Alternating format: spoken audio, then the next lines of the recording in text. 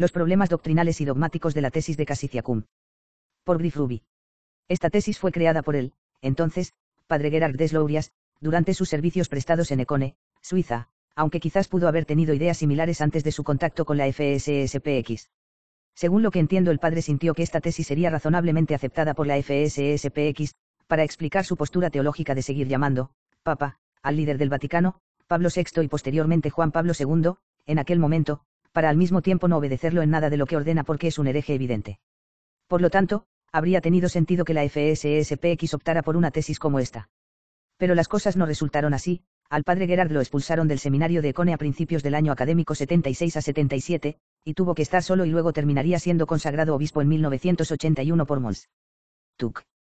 Tomaré prestado un poco de una explicación de la tesis de Desla Aria y escrita por Donald Sanborn en 2002, cuando ya era obispo. Y aquí cito esta buena afirmación. La tesis es una explicación teológica de la situación de la autoridad después del Vaticano II. Quiere presentar un sistema que hace dos cosas: 1, mostrar por qué los papas del Vaticano II no tienen autoridad y, por lo tanto, no son verdaderos papas, y, 2, mostrar cómo la línea ininterrumpida de papas desde San Pedro continúa. Ambas afirmaciones, como hemos dicho, son exigidas por el dogma católico. Y si todo lo que pretendía la tesis era demostrar que el liderazgo reciente y actual del Vaticano no era papal, eso entusiasmó a muchos sedevacantistas simpliciter, y en comparación a eso, la tesis de Cassiziacum debe considerarse como un avance, respecto a la postura de Mons Lafave y su FSSPX. Es un paso en el que estamos tratando de incorporar un poco más de teología. Estamos introduciendo básicamente dos puntos doctrinales diferentes. No solo tenemos que descubrir que él no es un papa, sino también que tiene que haber alguien que diga que la sucesión papal continúa.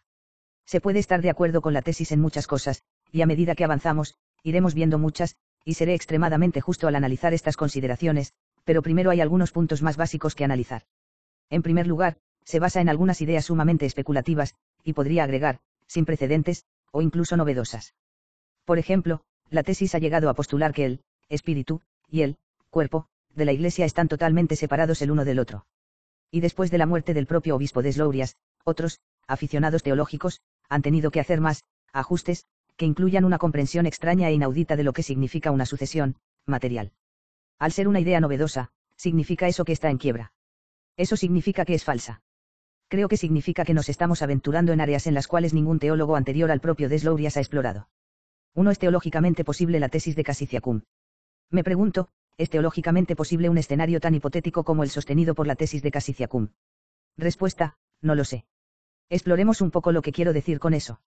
Hay buenas razones teológicas para rechazar tal posibilidad. Principalmente, y sin ahondar en ejemplos específicos detallados, de los cuales estoy seguro que hay muchos a lo largo de la historia católica, casi todos los herejes, cismáticos o disidentes han buscado, al menos de alguna manera implícita, y a menudo explícitamente, limitar, reducir o eliminar el dominio completo de las prerrogativas del sumo pontífice. Los herejes hacen esto para privar al Papa de su autoridad dogmática para condenar sus errores, o bien para privar al Papa de la facultad de obligar a los fieles a abandonar la dirección errónea o desobediente, mediante disciplinas y sentencias judiciales. La clave es que todo intento de reducir o limitar las prerrogativas del Papa en cualquier definición de la Iglesia, siempre ha sido categóricamente rechazado a lo largo de la historia. La Iglesia ha establecido cuidadosamente las prerrogativas de un Papa y las condiciones en las que operan. Hay muy poco margen de maniobra para ajustar o aclarar más esta comprensión tan detallada que la Iglesia tiene y enseña. Un Papa, de prerrogativas limitadas, parece bastante indefendible desde este punto de vista. Sin embargo, se podrían argumentar legítimamente que no todas las circunstancias verdaderamente extrañas y excepcionales han sido imaginadas, y mucho menos exploradas en profundidad, por los teólogos, de una forma u otra, que hipotéticamente podría existir un Papa, en un sentido pero no en otro. Solo un escenario se presenta de forma bastante obvia como ejemplo de posible aplicación. Un Papa es elegido pero no da su sí o no de inmediato. Este escenario es frecuentemente presentado por los defensores de la tesis de Cassiziacum como una forma de ilustrar su posición. Especialmente mencionan la presidencia estadounidense, en la que alguien es elegido a principios de noviembre, pero en realidad no asume el cargo hasta finales de enero. La ilustración falla en la medida en que, con la presidencia estadounidense, hay un periodo de tiempo específico que transcurre entre la elección y la asunción del cargo.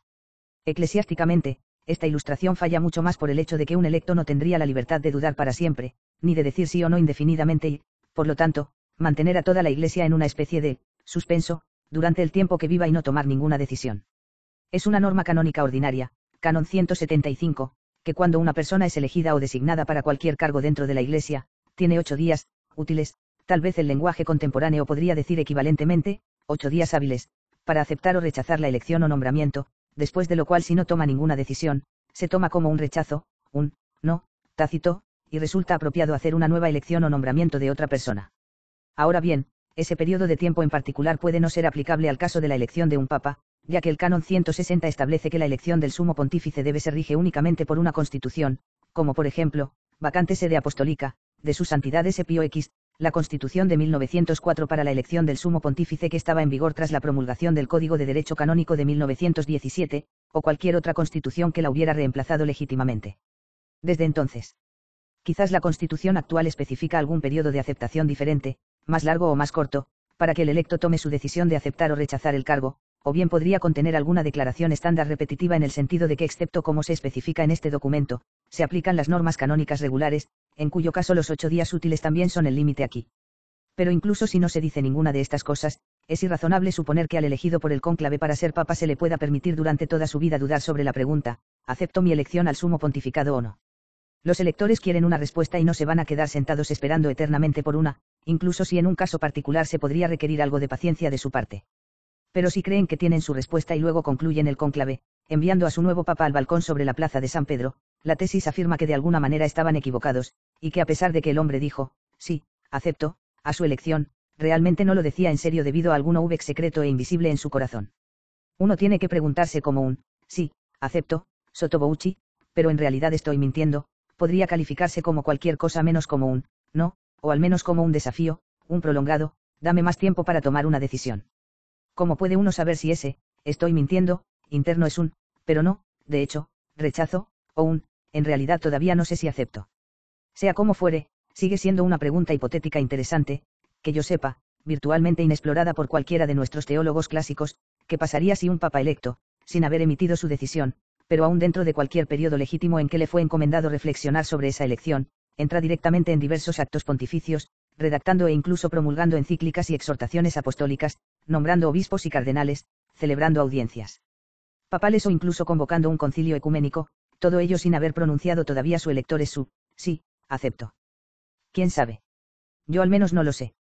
De alguna manera, esto se asemeja al caso paralelo pero opuesto con la hipótesis Siri, un electo que dice, no, pero hizo esto bajo alguna coerción, o bien dice, sí, acepto, pero luego es inmediatamente coaccionado a un, realmente no, renuncio, así que haces un no, mientras en su corazón, su último acto verdaderamente libre y humano fue aceptar el cargo, pero ninguno de los electores lo sabe, retiene el cargo. Si bien este es el único ejemplo que puedo ver como digno de un examen serio por parte de los teólogos en cuanto a si ejemplificarían un papado, disminuido, limitado, o parcial, eso no descarta que hayan algunos escenarios más, ninguno de los cuales me vienen a la imaginación mientras escribo esto. La conclusión de todas estas consideraciones, como es relevante para la tesis de Cassicia-Cum, es: ¿puede un hombre ser lo suficientemente papa como para convertir en ilícita otra elección papal mientras él vive o no se aclara a sí mismo, elección que si se intentara, solo terminaría nombrando a un antipapa, mientras que al mismo tiempo no es lo suficientemente papa como para ser capaz de servir en las tareas papales esenciales, a saber, la de enseñar o imponer a toda la Iglesia alguna decisión dogmática, doctrinal o moral en un sentido infalible e irrevocable? Toda la tesis de Cassicia-Cum, en todas sus formas, desde la primera formulación, concebida originalmente por Gerard Deslourias, hasta su segunda formulación, tal como la promueven sus seguidores hoy, se salva o se derrumba en función de la respuesta a esa pregunta. O sea, si la respuesta es que sí es posible, entonces la tesis se salva, pero si la respuesta es negativa, se derrumba. Sin embargo, a pesar del escenario excepcional considerado, parece difícil que la Iglesia permita que el oficio papal sea impedido, especialmente durante un periodo de tiempo tan prolongado, por la presencia de alguien incapaz de funcionar en absoluto como papa. El escenario excepcional considerado simplemente significa que, sin una condena clara de la Iglesia, no se puede descartar dogmáticamente una situación tan fantástica, pero como mínimo parece muy poco probable. A esa dificultad, propia de la primera formulación de la tesis, se suma la de su segunda etapa, en la reformulación que los sucesores de Mons Deslourias le dieron, después de su fallecimiento. Algunos han declarado que el propio Gerard, hacia el final de su vida, repudió su tesis, pero otros cuestionan esa afirmación.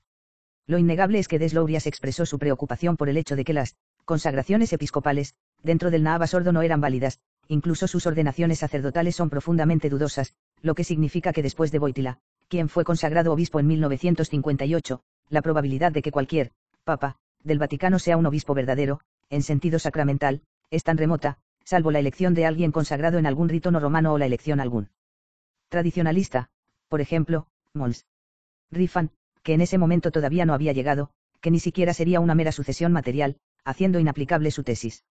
La cita exacta del propio Gerard de Slourias es la siguiente. La misma observación se aplica a los ocupantes de la sede apostólica que sucedieron al cardenal Mountini, esto, solo en la medida en que una jerarquía, que es solo material, puede perpetuarla. Tal perpetuación no es, en sí misma, imposible. Sin embargo, sí requiere expresamente que las consagraciones episcopales sean ciertamente válidas. Y como el nuevo rito es dudoso, los ocupantes de la sede apostólica pronto serán nada más que figuras. Sodalitium N. grados 13, página 21, 1. Por el contrario, sus actuales promotores defienden un concepto de sucesión material, que se aleja de lo que han entendido como tal todos los teólogos católicos, incluido el propio Gerard de Slourias. Según la eclesiología tradicional, la sucesión material la poseen aquellos que poseen órdenes válidas pero no tienen ninguna asignación legítima para un cargo eclesiástico. Extender, material, a cualquiera que reclame un oficio católico ilícitamente, incluso sin órdenes válidas, es una extensión sin precedentes en toda la teología católica. Dicha extrapolación inaudita ha sido desarrollada por personas que no tuvieron la formación académica en ciencias sagradas que tuvo el padre Gerard de Slourias. En esto, nuevamente se desvían hacia un territorio teológico muy inexplorado. Sobre todo, no hay ningún precedente conocido de algún cargo de la Iglesia, ocupado, por algún pretendiente meramente material, ya sea que posea órdenes episcopales válidas, o incluso sin ellas, de forma tal que no sea posible para la Iglesia elegir para ocupar dicho cargo a un nuevo ocupante real, formal y válido, sacramentalmente hablando. El clero católico uniato ha sido asignado durante mucho tiempo a las mismas regiones territoriales que pretende gobernar el clero cismático ortodoxo oriental. Y obviamente, como todos saben, la mera pretensión y reclamo de los cargos ocupados por ortodoxos orientales, materialmente válidos, no impiden el nombramiento de un clero uniato formalmente válido para los cargos católicos equivalentes. ¿Por qué debería ser diferente en el oficio papal? Una consideración adicional, suponiendo que sea posible que un hombre sea suficientemente papa como para hacer ilícito que los electores procedan a otra elección mientras viva, pero al mismo tiempo no sea suficientemente papa como para ser capaz de servir en cualquier función papal esencial, ¿qué prerrogativas más limitadas o disminuidas podría tener?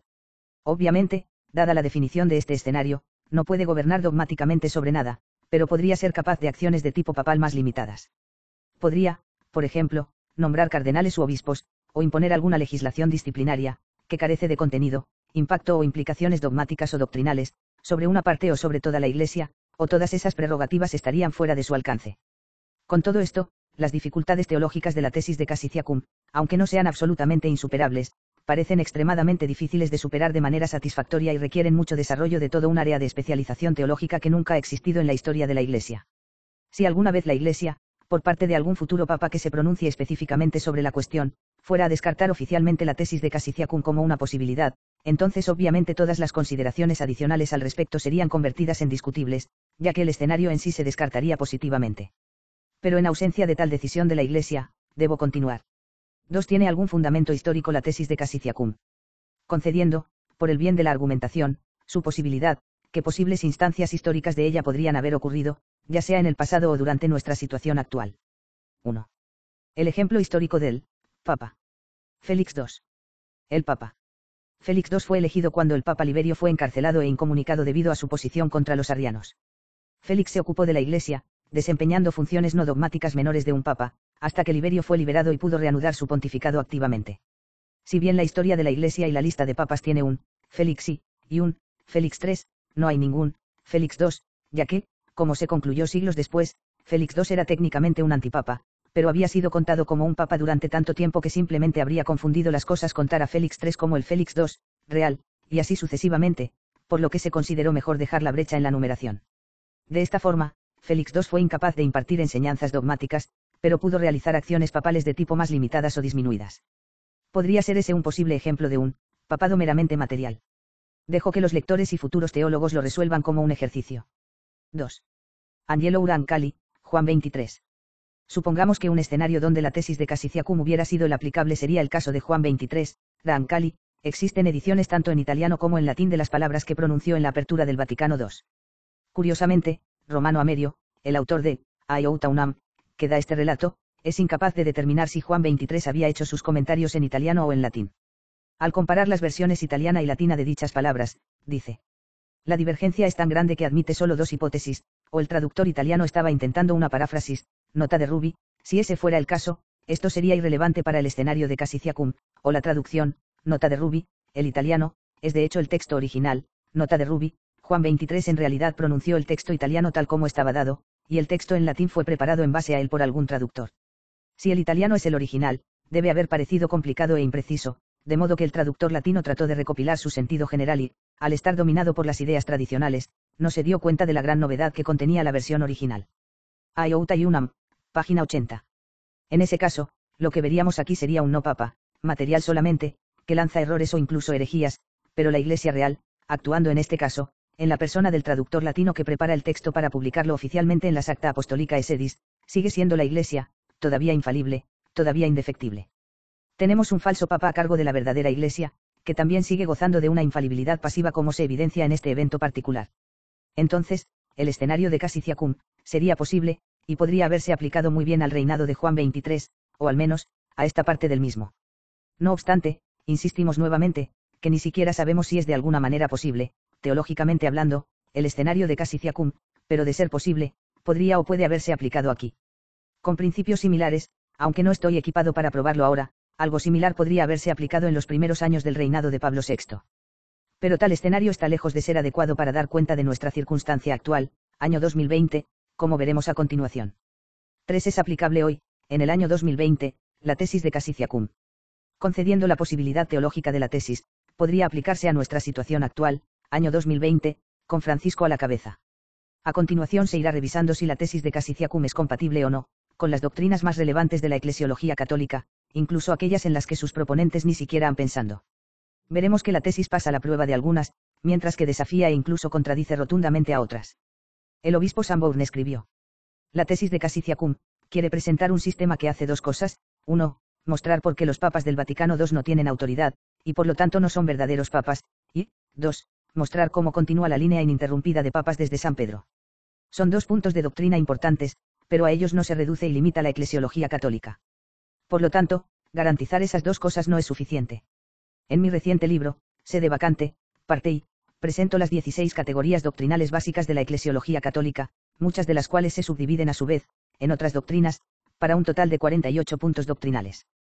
En el apéndice de la segunda parte de dicha obra, están resumidas dichas doctrinas, de las cuales aquí solo serán analizadas 32, omitiendo unas 18, que en su mayoría pertenecen a las 4 marcas de la Iglesia, y fulminarían más rápido aún, a la tesis de Cassicia-Cum. Para que una tesis teológica logre explicar satisfactoriamente la situación de la Iglesia después del Vaticano II, debe satisfacer cada uno de esos 48 puntos de doctrina católica. Veamos a continuación si la tesis de Cassicia-Cum lo logra. 1. La Iglesia es incorruptible. La tesis debe mostrar cómo la Iglesia real ha permanecido ininterrumpida y completamente apta para el cumplimiento de la voluntad de Cristo. Cassicia-Cum postula una Iglesia dividida en dos partes, cuerpo y alma, separadas una de la otra, y ninguna completamente apta para la realización de la voluntad de Cristo. Por tanto, la tesis no satisface esta doctrina, y no puede conciliarse con la teología católica. Mons G. Van Noort escribe, Teología dogmática, volumen 2, página 25. La presente cuestión tiene que ver con la perpetuidad de esa Iglesia que fue la única fundada por Cristo, la Iglesia visible. Cualquier sociedad puede fracasar de dos maneras: simplemente puede dejar de serlo o puede volverse incapaz de llevar a cabo su objetivo declarado a través de una corrupción sustancial. La Iglesia no puede fallar de ninguna manera. Dado que su objetivo, a saber, la santificación sobrenatural de la humanidad, no se puede lograr excepto mediante la administración y práctica adecuadas de la religión de Cristo, la Iglesia se corrompería y se derrumbaría si abandonara o adulterara la religión de Cristo en su contenido dogmático o moral. Por tanto, la indestructibilidad comprende dos elementos: a, que la Iglesia visible perdurará hasta el fin del mundo, y b, que, hasta el fin de los tiempos, mantendrá incorrupta la religión de Cristo. Hasta el fin de los tiempos, mientras haya hombres vagando por la tierra, dependerán para su santificación de la obra de Cristo a través de su Iglesia. Después de eso, el reino de gloria tomará el lugar de la Iglesia militante. Entonces, desde un punto de vista legal, canónico o visible, la Iglesia conciliar o es la Iglesia o no lo es. Si no lo es, entonces ¿por qué esperamos a que ellos nos proporcionen un papa real? Y si lo es, ¿qué es lo que Cassicia-Cum parece predicar tal como yo lo entiendo? Entonces la Iglesia realmente ha desertado, se ha vuelto incapaz de llevar a cabo su objetivo declarado, ha abandonado o adulterado la religión de Cristo en su contenido dogmático o moral. Y si quieres decir que los tradicionalistas también somos parte de la Iglesia, en algún sentido místico, invisible, no canónico, entonces lo que tienes es una Iglesia, dividida en cuerpo y alma, un cadáver que ya se pudre y apesta por allí, con sus herejías, y un simple espíritu incorpóreo por aquí. Cuando el cuerpo y el espíritu están tan separados, esto es lo que llamamos muerte. Además, aunque el cadáver de Cristo no se pudrió mientras estaba en la tumba durante esos 3 días que estuvo muerto, el cadáver de su iglesia, según este escenario, realmente se ha descompuesto en herejía y perdición. Recuerde Hechos 13, 35, por lo cual también dice en otro salmo, no permitirás que tu santo vea corrupción. 2. La iglesia ha de durar sin interrupción. La tesis debe mostrar que la iglesia real ha existido continuamente a lo largo de este tiempo. Este criterio eclesiológico no tiene en cuenta si la iglesia se concibe o no como defectuosa, sino solamente que esté presente en al menos alguna forma corporal, por lo que Cassiziacum logra pasas este punto. 3. La iglesia ha de existir hasta el final del mundo. La tesis debe mostrar que la iglesia real está lo suficientemente equipada para existir hasta el fin de los tiempos, no importa cuán lejos esté. Tal como lo concibió originalmente Deslorias, querían utilizar cardenales reales seleccionados por un papa real.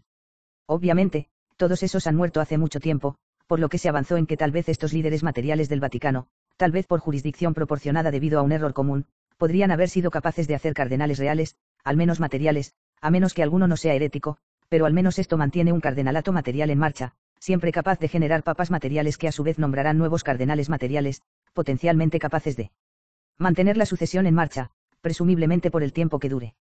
Así que en este punto Cassiziacum también obtiene un pase. 4. Un verdadero papa es infalible. La tesis debe mostrar que ningún papa real ha enseñado la herejía, lo que también mostraría por qué los papas del Vaticano II no tienen autoridad, y no son verdaderos papas.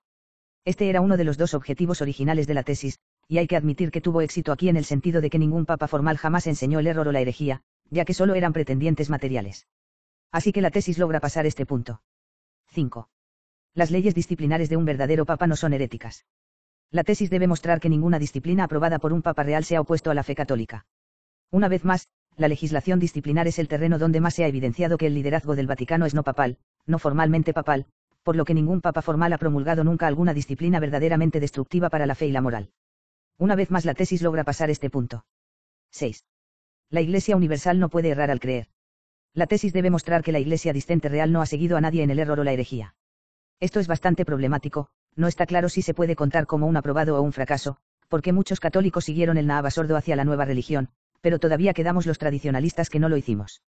Ahora, si quiere decir que nosotros, los tradicionalistas, somos la Iglesia real, entonces ciertamente no los hemos seguido a la herejía, pero dado eso, ¿en qué sentido somos la Iglesia real cuando los herejes parecen tener toda la ley canónica, la visibilidad externa y oficial, y todo lo demás que convencionalmente define y demarca a la Iglesia como una sociedad determinada, donde coloca eso a los fieles tradicionalistas que no siguen la herejía, sino en un vago limbo canónico?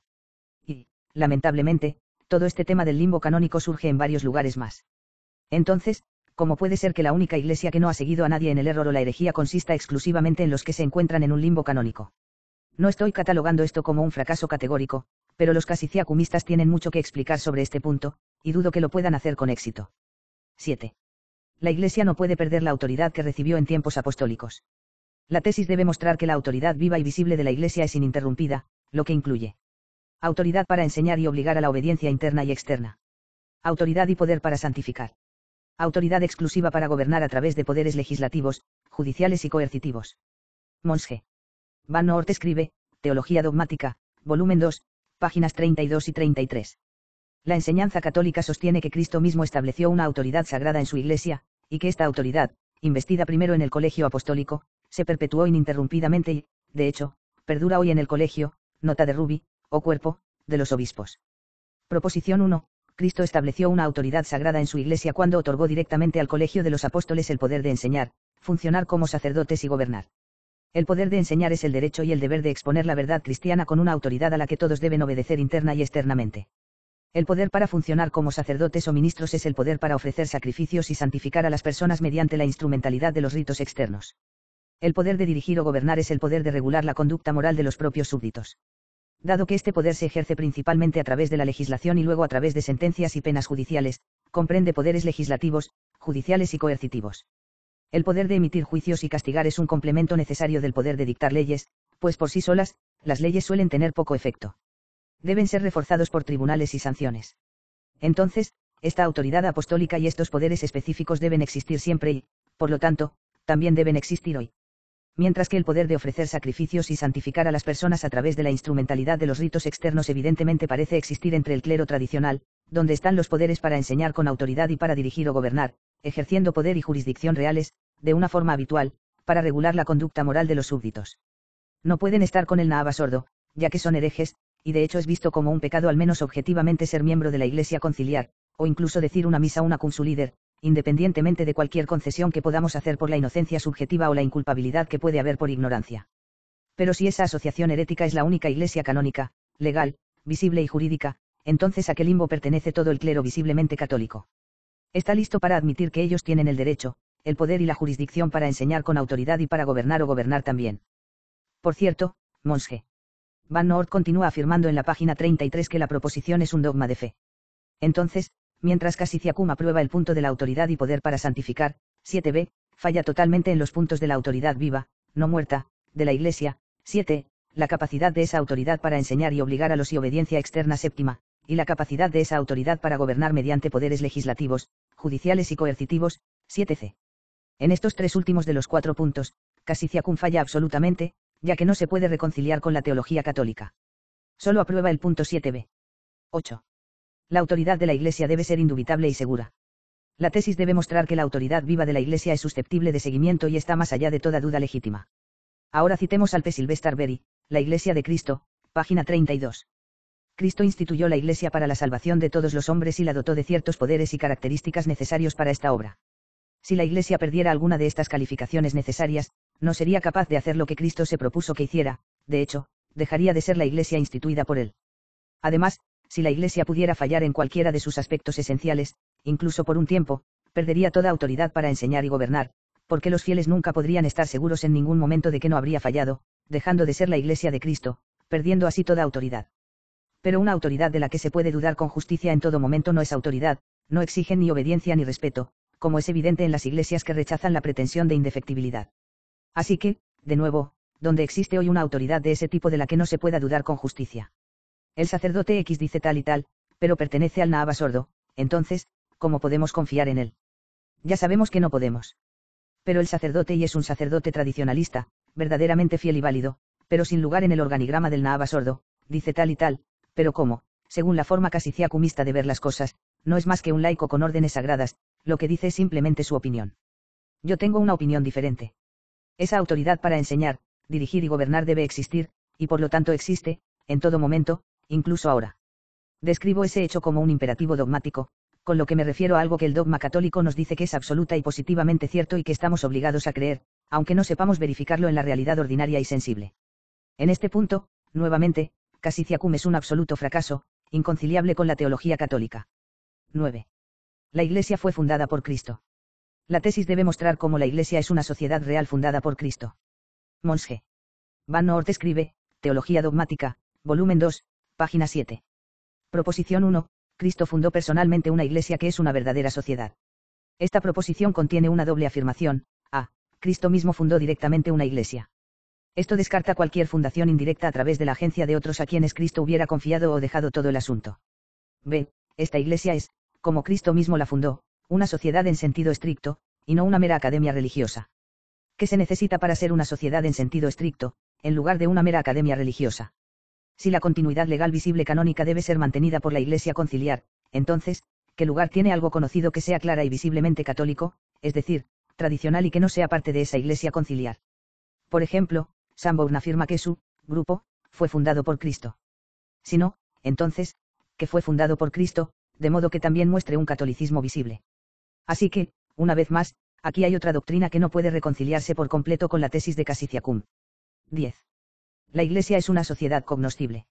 La tesis debe mostrar que se puede conocer, a, quién pertenece a la Iglesia y quién no, y b, quiénes son sus líderes. Mons G. Van Noort escribe, Dogmatic Theology, vol 2, páginas 12 a 13. Su ser formalmente reconocible presupone su ser visible, pero los dos no son idénticos. Además, la presente discusión se centra en el carácter visible de la Iglesia en tanto que sociedad. Nadie niega que los miembros de la Iglesia son visibles, porque son personas de carne y hueso, pero algunos se preguntan si, por la institución de Cristo mismo, estos miembros están unidos por lazos externos para formar una sociedad que pueda ser percibida por los sentidos, una sociedad de tal naturaleza que se pueda discernir fácilmente quién pertenece a ella y quién no. Nótese bien las palabras la institución de Cristo mismo, porque la pregunta es precisamente esta: Cristo fundó personalmente una Iglesia visible, una que por su misma naturaleza tendría que ser una sociedad externa, pública, de modo que una Iglesia invisible pudiera posiblemente no sea la verdadera Iglesia de Cristo. Por una vez que uno prueba que la única Iglesia que Cristo fundó es visible por su misma naturaleza, entonces necesariamente se sigue, a, que una iglesia invisible como aquella a la que apelan los protestantes es una pura ficción, y, b, que todas las promesas que Cristo hizo a su iglesia se refieren a una iglesia visible. Para ser una sociedad visible, hay que tener claro quiénes son sus miembros, quiénes pertenecen a ella y quiénes no. Ahora que mucho está suficientemente claro dentro de la tesis de Cassicia-Cum, con respecto tanto a la membresía de la Iglesia conciliar como también a los católicos tradicionales, de modo que logra pasar el punto décima. Pero también significa que dichos miembros de la Iglesia estarían unidos por vínculos externos, a saber, la autoridad, para formar una sociedad que pueda ser percibida por los sentidos, es decir, la identidad de sus líderes también debe ser percibida. Sin embargo, en Cassicia-Cum no se identifican figuras de autoridad reales, católicas e identificables en ningún lado. Por lo tanto, la tesis falla por completo en la doctrina católica 10b. 11. La Iglesia es una sociedad visible. La tesis debe mostrar una continuidad visible desde la época de Cristo hasta hoy. Esto se muestra esencialmente a partir de la misma cita dada para 9, arriba, es decir, cómo podemos mostrar que nuestra sociedad es una continuación de la establecida por Cristo. Si el modelo Cassicia-Cum se sostiene, la organización del Vaticano, la Iglesia conciliar, es todo lo que había, y los tradicionalistas estamos en un limbo canónico y no podemos contarnos como algo más que una academia religiosa, como la llamó Van Noort, y no la sociedad en sentido estricto fundada por Cristo, y que puede ser percibida por los sentidos, porque una de las cosas que necesita una sociedad es una figura de autoridad sobre ella. Por tanto, este punto representa otro fracaso absoluto para la tesis de Cassicia-Cum. 12. Las notas y atributos de la Iglesia deben ser identificables. La tesis debe mostrar que la Iglesia lleva sus notas y atributos necesarios. Mons G. Van Noort escribe, Teología dogmática, volumen 2, páginas 165 a 166. Una marca meramente humana siempre se puede falsificar. Precisamente porque esas marcas de la Iglesia son cualidades milagrosas, o milagros morales, no solo son adecuadas para identificar a la Iglesia que las posee como la Iglesia genuina fundada por Cristo, sino, incluso, aparte de los necesarios presupuestos discutidos anteriormente, ver N 124, en otras partes de Van Noort, prueban directamente que una Iglesia que posee esas marcas, y la religión que predica esa Iglesia, es una obra de Dios. Es por eso que una consideración un poco más profunda de esas mismas marcas es suficiente para demostrar el origen divino de la religión católica en todas las religiones del mundo, incluidas las religiones no cristianas. Dicho esto, preguntamos, para los cassicia-cumistas ¿dónde están visibles estas marcas de la Iglesia? Si responden que están con el Naaba sordo, entonces eso es la Iglesia y debemos pertenecer a ella. Si por el contrario, responden que están con los católicos tradicionales, ¿cómo es que nunca antes lo dijeron? De hecho, dicen ellos que las notas de la Iglesia se encuentran en algún lugar. No que yo me haya enterado. Nunca he visto que los cassicia-cumistas aborden estas notas de ninguna manera, y no creo que puedan abordarlas de manera significativa, al menos en cuanto a dónde pueden encontrarse, independientemente de si ellos pueden negar su existencia en la Iglesia conciliar. El hecho de que la tesis de Cassicia-Cum no sea capaz de explicar dónde se pueden encontrar estas notas de la Iglesia, constituye un fracaso dogmático absoluto por su parte, que en realidad se compone de muchos fallos individuales relativos a cada una de las notas de la Iglesia y también a sus respectivos atributos. 13. Las notas de la Iglesia deben estar siempre juntas. La tesis debe mostrar que las 4 notas se encuentran juntas y exclusivamente. Mons. Charles Journet escribe, La Iglesia del Verbo Encarnado, páginas 530 a 531. Las propiedades esenciales, las notas como las conocemos de otra manera, por supuesto, no pueden separarse de la esencia, se distinguen de ella conceptualmente, pero se identifican con ella en la realidad. Donde existe la apostolicidad, también hay unidad, catolicidad, santidad, ya la inversa, nota de Ruby, es decir, que donde está ausente la apostolicidad, también está ausente la unidad, la santidad, etc. Esto también se aplica a las notas, que son simplemente las propiedades en la medida en que son conocidas externamente. Una nota es suficiente para indicar la verdadera Iglesia, pero donde está esta nota, están todas las demás. Sin embargo, es posible considerarlos por separado, ya que, aunque idénticos en realidad, difieren conceptualmente. Son múltiples aspectos de una misma realidad, demasiado ricos para ser captados en un solo concepto. De nuevo, pregunto, ¿dónde ubica la tesis las distintas notas?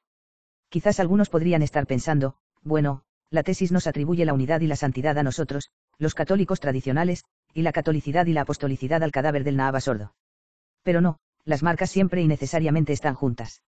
O están todas presentes o todas ausentes en una sociedad determinada, y, como sostengo, todas están ausentes en la Iglesia conciliar del Naaba sordo, mientras que están presentes entre los católicos tradicionales. Pero los cassicia-cumistas no saben esto, no hablan de las notas, no pueden explicar dónde se pueden encontrar y, por lo tanto, ni siquiera pueden verificar que estén juntas, presentes o ausentes en un lugar determinado, en lugar de estar separadas unas de otras.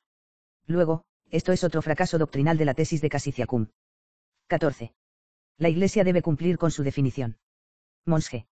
Van Noort escribe en su obra, Teología dogmática, volumen 2, Página 26, el concepto de Iglesia católica.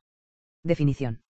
La Iglesia, de acuerdo con la aceptación anterior, se puede definir de la siguiente manera: la sociedad de hombres que, por su profesión de la misma fe y por la participación de los mismos sacramentos, constituyen, bajo el gobierno de los pastores apostólicos y su cabeza, el reino de Cristo en la tierra. ¿Quién tiene la misma fe y participa de los mismos sacramentos? Solamente nosotros los católicos tradicionales, por supuesto. ¿Quiénes son los pastores apostólicos bajo cuyo gobierno profesamos la misma fe y participamos de los mismos sacramentos? A riesgo de sonar un poco sarcástico o cínico, pero demasiado real, parece que la tesis define a la Iglesia, o la parte espiritualmente real y fiel de ella, aunque canónica y prácticamente invisible, como la sociedad de hombres que, por su profesión de la misma fe y por la participación de los mismos sacramentos, constituyen, bajo la dirección fortuita de clérigos expendedores de sacramentos episcopales y sacerdotales que no poseen autoridad real, el reino de Cristo en la tierra. ¿Qué tipo de visión o definición de la Iglesia es esa? Una vez más, la tesis de Cassius es irreconciliable con el dogma católico. 15. La Iglesia siempre cuenta con protección sobrenatural. La tesis debe mostrar que la Iglesia todavía evidencia empíricamente las protecciones divinas prometidas. Mons G. Van Noort escribe, Teología dogmática, volumen 1, páginas 213 a 214. Conclusión. Así como la primera expansión de la religión católica, así es su perenne conservación un efecto que de ninguna manera puede explicarse como debido a causas visibles y meramente naturales. En consecuencia, a menos que uno esté dispuesto a admitir un efecto sin una causa proporcionada, se llega a la conclusión de que la estabilidad inviolable de la Iglesia se debe en gran parte a la ayuda especial de Dios, que mueve constante y eficazmente a los hombres de todo el mundo a abrazar la Iglesia. Toda la historia de la religión católica muestra cuán verdaderas fueron las palabras dichas por Gamaliel cuando el cristianismo tenía solo unos pocos años, así que ahora les digo, apártense de estos hombres y déllenlos en paz. Porque si este plan u obra es de hombres, será derribado, pero si es de Dios, no podrás derribarlo. De lo contrario, tal vez se encuentren luchando contra Dios, Hechos 5, 38 a 39, punto. Entonces, nuevamente, el escenario de Cassius no demuestra ninguna supervivencia milagrosa de la Iglesia, de hecho, especifica una Iglesia muerta, con cuerpo y espíritu separados, habiendo prevalecido las puertas del infierno, ciertamente sobre el cuerpo, sino necesariamente el espíritu. Que pueden señalar como prueba empírica de la vida milagrosa de la Iglesia en nuestros tiempos. Cassius una vez más no logra reconciliarse con el dogma católico. 16. El oficio papal es imperecedero e inextinguible. La tesis debe mostrar que la sede romana no pereció. Esto es bastante problemático, no está claro si puede contarse como aprobado o reprobado, porque Cassius depende de un papa y cardenales suficientemente legales, aunque solo materiales, que, a pesar de tal legalidad canónica, de alguna manera no pueden elegir a un católico real para dirigirlos. Según la tesis, la Iglesia conserva toda la maquinaria legal, pero sin infalibilidad e indefectibilidad, pues en efecto, la propia sede romana ha desertado porque sus papas materiales elegidos no han sido católicos. No estoy catalogando esto como un fracaso categórico, pero los cassiacumistas tienen mucho que explicar en este punto, y dudo que puedan hacerlo con éxito. 17. La Iglesia siempre podrá proveerse de un legítimo papa. La tesis debe mostrar que podemos identificar a los romanos legítimos para elegir un papa católico, lo que también mostraría cómo continúa la línea ininterrumpida de papas desde San Pedro. Este es uno de los dos objetivos principales de la tesis, por lo que garantiza esta doctrina con éxito. 18. Los actos de la Iglesia son siempre visibles. La tesis debe mostrar que las elecciones, nombramientos o deposiciones en la Iglesia son visibles, al menos en lo que se refiere a los papas, cardenales y obispos materiales. Dado que la tesis se centra en la organización del Vaticano para todas estas cosas, que parece hacer estas cosas de manera bastante visible, logra aprobar esta doctrina. 19. El poder de gobierno de la Iglesia es siempre visible. Francisco Suárez escribe, de Legibus, capítulo 7, número 7, página 360. Dado que la Iglesia es visible, es necesario que su poder de gobierno sea a su modo visible, dependiente por tanto de acciones externas, y no de meras reflexiones mentales. Esta es una razón a priori, porque en tal caso la Iglesia no quita el poder a través de su ley humana, ya que no juzga lo interno, como diremos más adelante. Y el poder no se quita ni por virtud ni por mera ley divina, pues este o es natural, es decir, ceo natural a los mismos dones sobrenaturales, o se establece por una determinación positiva. El primer miembro del dilema no puede ser aceptado, porque por la naturaleza misma de las cosas es imposible demostrar una conexión necesaria entre la fe y el poder de jurisdicción. Lo que el escenario de Cassius describe como la Iglesia visible legal canónica emite leyes y mandamientos, pero se supone que todos debemos rechazarlos a pesar de que dichas leyes y mandamientos son los únicos visibles que parecen existir. Por otra parte, según la tesis, para ejercer de alguna manera el poder de jurisdicción, la fe no necesita estar presente, claramente no está presente allí en el Naaba sordo, al menos para nombrar cardenales materiales.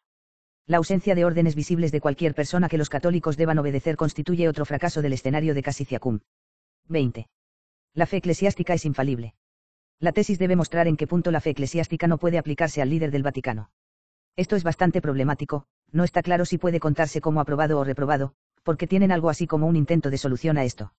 Aparentemente, existe este UVEX que se interpone entre el futuro pontífice electo y su aceptación y comienzo real de su gestión de la Iglesia como un papa real.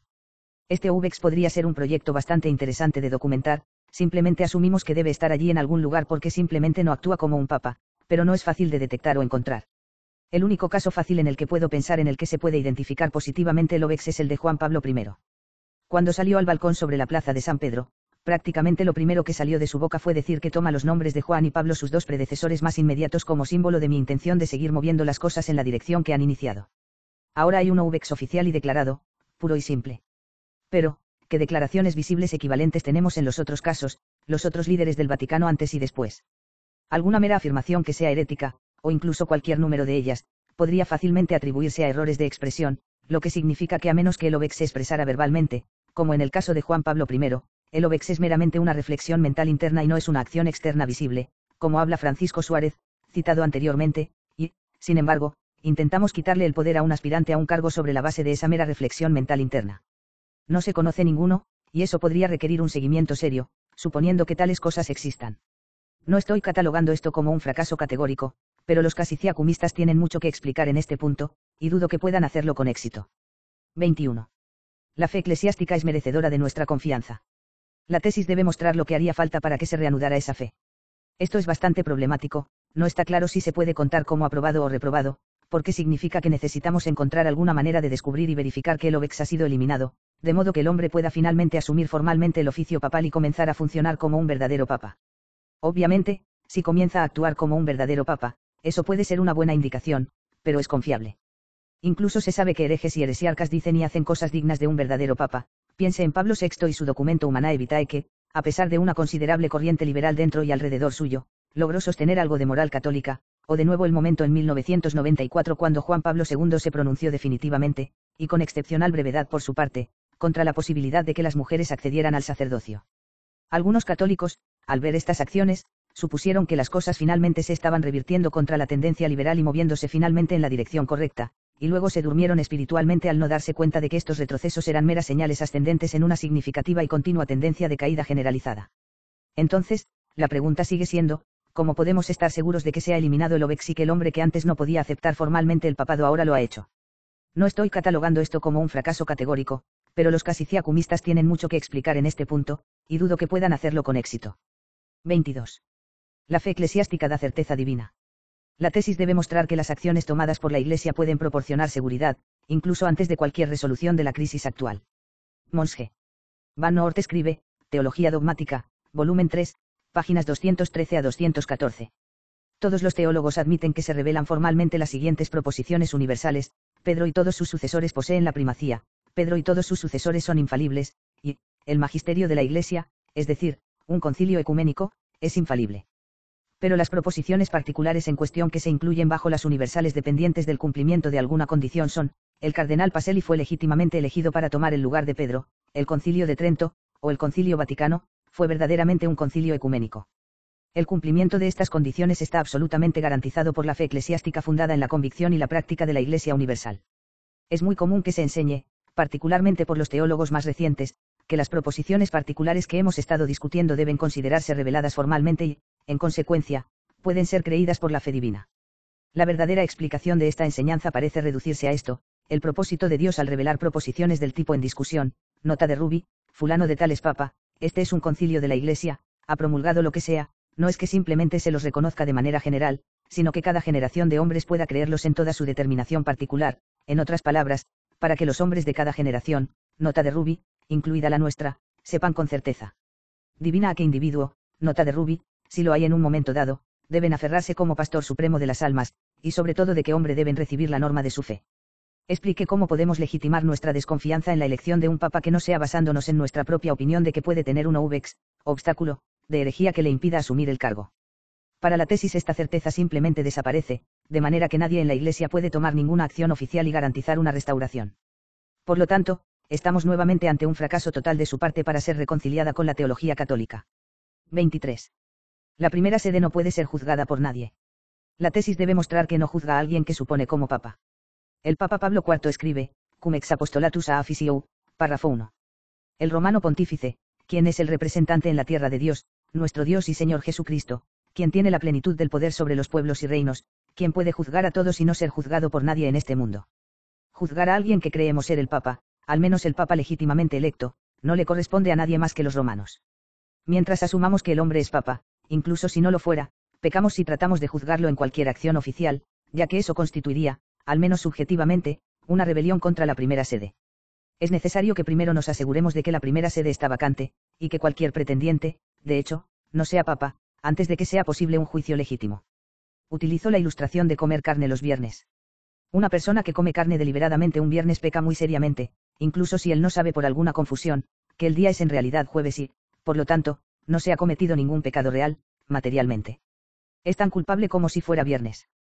De la misma manera, por llevar a juicio, aunque sea solo en nuestra propia mente, a alguien que creemos que es Papa, incluso si no lo fuera, seríamos culpables. Además, tenga en cuenta lo que Ballarini enseña. Un peligro para la fe tan inminente y entre todos los más graves, como el de un pontífice que, aunque solo en privado, defendiera la herejía, no podría ser sostenido por mucho tiempo. ¿Por qué, entonces, esperar que el remedio venga de un concilio general, cuya convocatoria no es fácil? No es cierto que, ante tal peligro para la fe, cualquier súbdito puede, mediante corrección fraterna, advertir a su superior, resistirlo cara a cara, refutarlo y, si es necesario, convocarlo y presionarlo para que se arrepienta. Los cardenales, que son sus consejeros, pueden hacer esto, o el clero romano, o el sínodo romano, si, encontrándose, lo juzgan oportuno. Para cualquier persona, incluso un particular, las palabras de San Pablo a Tito son válidas: evita al hereje, después de una primera y segunda corrección, sabiendo que tal hombre es pervertido y peca, ya que está condenado por su propio juicio. Tito 3, 10-11, punto.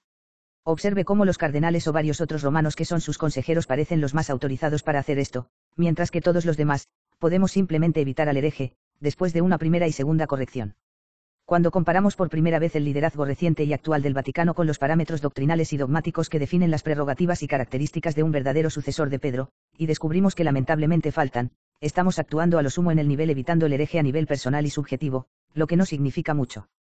Pero una vez que podemos asegurarnos verdaderamente de que el hombre no es un papa, entonces llevarlo a juicio, juzgarlo, sentenciarlo y castigarlo se vuelve perfectamente moral y correcto para los obispos de la Iglesia. Cuando un laico no está de acuerdo con el papa en cualquier asunto de fe o moral, nunca es el papa quien se equivoca.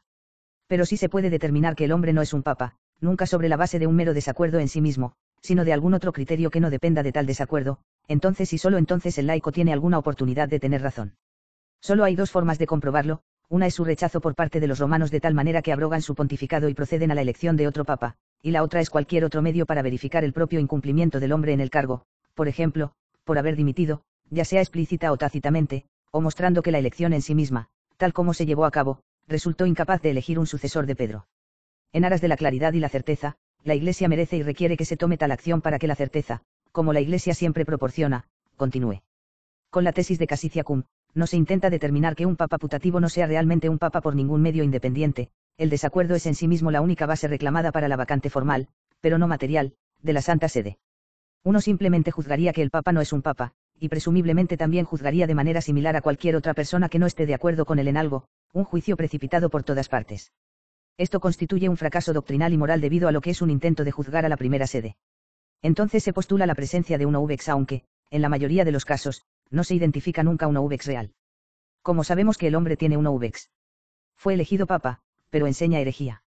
Si el uvex fuera real, entonces habría una manera de encontrarlo, incluso sin conocer las enseñanzas o acciones heréticas del aspirante a papa. 24.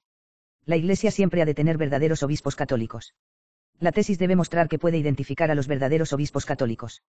Esto es bastante problemático, no está claro si se puede contar como aprobado o reprobado, porque no puede describir nada que realmente califique como un obispo católico en el pleno sentido de la palabra.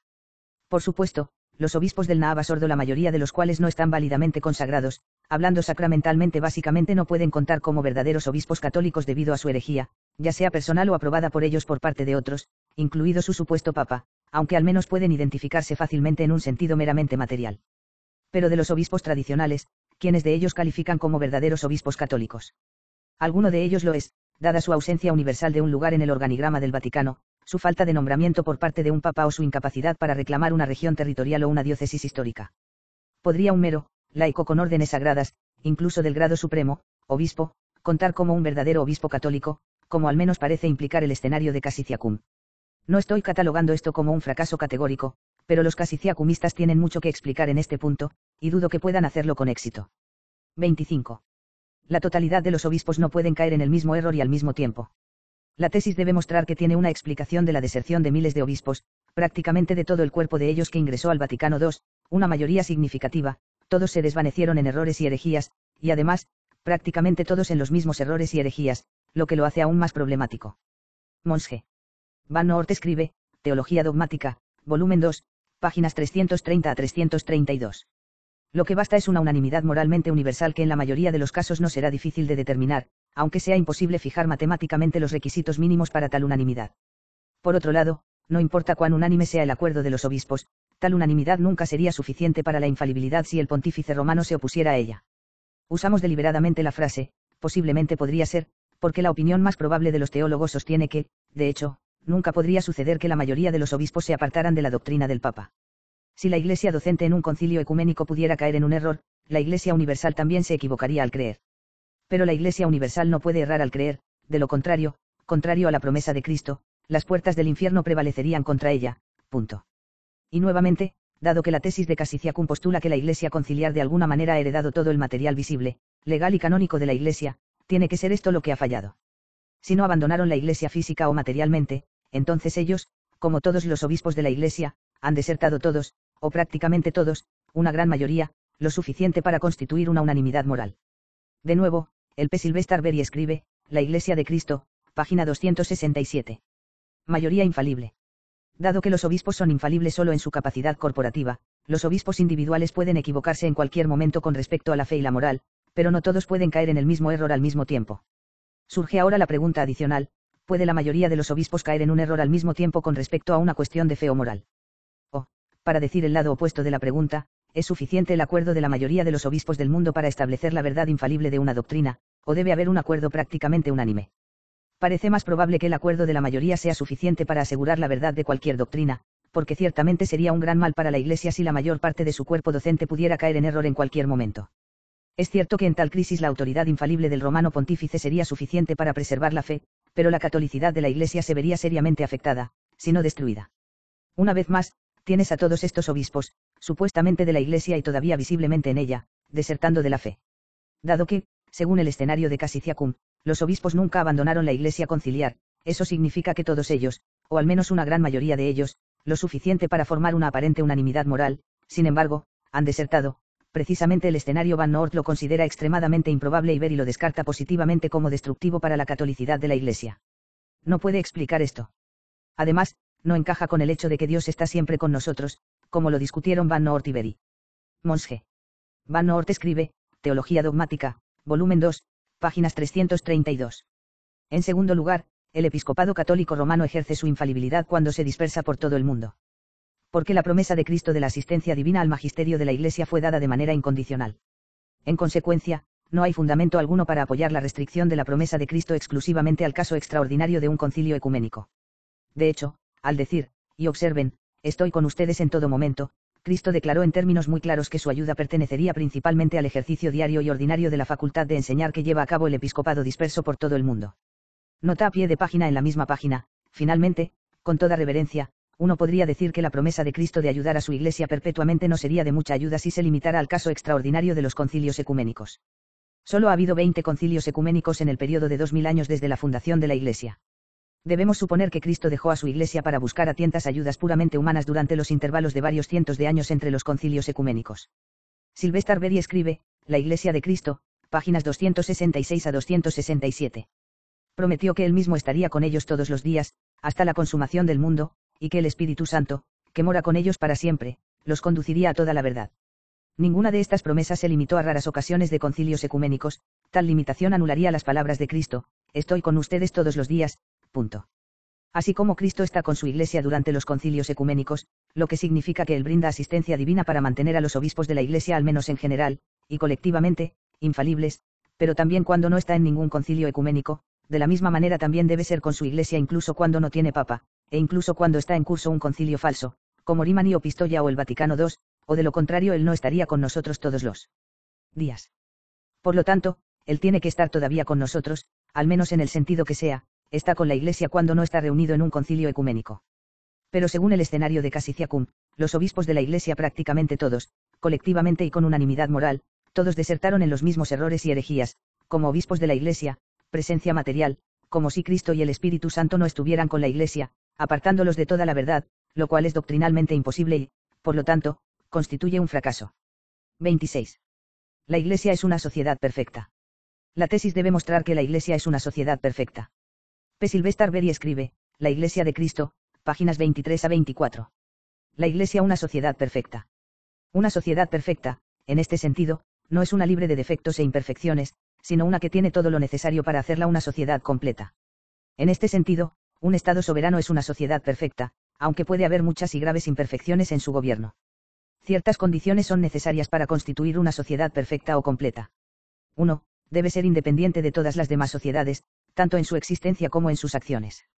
Una corporación no es una sociedad perfecta, ya que depende del Estado para su existencia y está regulada por el Estado en sus acciones. 2. No debe ser parte de otra sociedad, porque una parte es necesariamente incompleta. 3. Su fin no debe estar subordinado al de ninguna otra sociedad del mismo orden, de lo contrario también estará subordinado a esa otra sociedad y, por lo tanto, no será independiente en sus acciones. 4. Debe tener a su disposición los medios necesarios para su propia conservación y para el logro de su propio fin, de lo contrario, dependerá de alguna otra sociedad para estos medios y, por lo tanto, no será perfecta en sí misma. Y sin embargo, según la tesis de Cassicia-Cum, lo único que es genuinamente católico, la Iglesia propiamente dicha, los tradicionalistas, para poder tener un papa y conservar la canonicidad legal, debe depender de la Iglesia conciliar, una sociedad organizada de herejes. Ese es un ejemplo perfecto de lo que el P. Berry describe como una sociedad imperfecta. O necesitamos algo de alguna sociedad externa que no podemos generar nosotros mismos, o bien somos parte de una sociedad más grande que de alguna manera integramos, y con la que además no podemos tener comunión o asociación fraternal, no podemos decir la misa una cum su líder hereje, pero nosotros somos el espíritu vivo y ellos el cuerpo muerto y podrido. Por lo tanto, sin importar la versión de la tesis de Cassicia-Cum, esta sostiene que la Iglesia es ahora una sociedad imperfecta, dependiente de una sociedad organizada de herejes y, por lo tanto, en este punto constituye un fracaso más para reconciliarse con la teología católica. En resumen de todo esto, el intento de aplicar la tesis de Cassicia-Cum al estado actual de la Iglesia, fracasa seriamente en una serie de bases doctrinales y dogmáticas. Para ser justos, podemos decir que la tesis de Cassicia-Cum cumple no solo los 2 puntos doctrinales pretendidos, sino 8 de los 30 puntos y subpuntos examinados aquí. Otros 5, aunque muy dudosos, también podrían, al menos posiblemente, admitir alguna solución y ser suficientemente explicados. Pero el hecho es que quedan 17 puntos y subpuntos, más de la mitad, que son irreconciliables con la eclesiología católica. Incluso una falla de este tipo en un solo punto sería suficiente para probar que una tesis no es legítima y, que por lo tanto, debería ser rechazada como intento de explicación a las preguntas, ¿dónde está la Iglesia hoy? Y, ¿cómo ocurrió toda esta crisis del Vaticano II? Dado que por lo visto, Cassicia-Cum falla, no solo en un punto, sino en varios de ellos, ella puede ser rechazada dogmática, apodíctica y categóricamente. Para concluir, ofrezco algunas reflexiones más sobre la tesis de Cassicia-Cum. Esa última doctrina de la sociedad perfecta como la describe aquí el P. Berry, también nos lleva a un último problema: ¿cómo podría alguien creer seriamente que Dios sería tan fantásticamente estúpido como para permitir que su Iglesia fuera rehén de los herejes? Ninguna idolatría, ni siquiera las ruinas de la sinagoga, fueron jamás reducidas a tal degradación. Según la tesis, la Iglesia depende totalmente de un grupo organizado de herejes para que le proporcione un papa, ya que la Iglesia católica en sí misma no tendría esa capacidad. Oh, señor hereje, por favor, ¿podría darnos un papa para que podamos condenarte al infierno? Oh sí, claro. No hay problema, me encantaría hacer eso. No va a pasar. Y es incluso peor que eso, tal necesidad de ellos nos hace dependientes parasitariamente de la Iglesia conciliar tanto como una tenia depende de su anfitrión para su sustento. Incluso cuando no podemos ser parte de ellos, no podemos asociarnos con ellos de ninguna manera, ni siquiera podemos asistir a una misa una cum su líder, sin embargo tenemos que depender de ellos para hacer lo que no podemos hacer por nosotros mismos porque no somos una sociedad perfecta. Esto nos vuelve parásitos de los herejes, que somos, la tenia, de Dios. Además, los cambios hechos a la tesis de Cassicia-Cum desde los días de su desarrollo original por Gerhard Deslorias muestran signos distintivos de haber sido hechos por teólogos aficionados, obviamente sin formación en las ciencias teológicas. Su teoría, tal como se desarrolló originalmente, era bastante brillante, aunque inaplicable a ninguna circunstancia posterior al Vaticano II. Por lo tanto, mi respeto por aquella formulación no decae. Pero los aficionados intentan actualizarla a circunstancias inesperadas. No hay obispos válidos para ocupar puestos de papa o cardenal, solo tenemos papa material tras papa material, elegidos por cardenales materiales que a su vez fueron nombrados por papas materiales ad infinitum e indefinidamente, por no hablar de su incapacidad para abordar al menos unos 17 puntos doctrinales y dogmáticos planteados anteriormente, lo que hace indigna cualquier consideración adicional. Queda otro cabo suelto que abordar, a saber, cómo estas diversas doctrinas no son un problema en el caso de Juan XXIII, antes mencionado, en sus comentarios iniciales en el Vaticano II.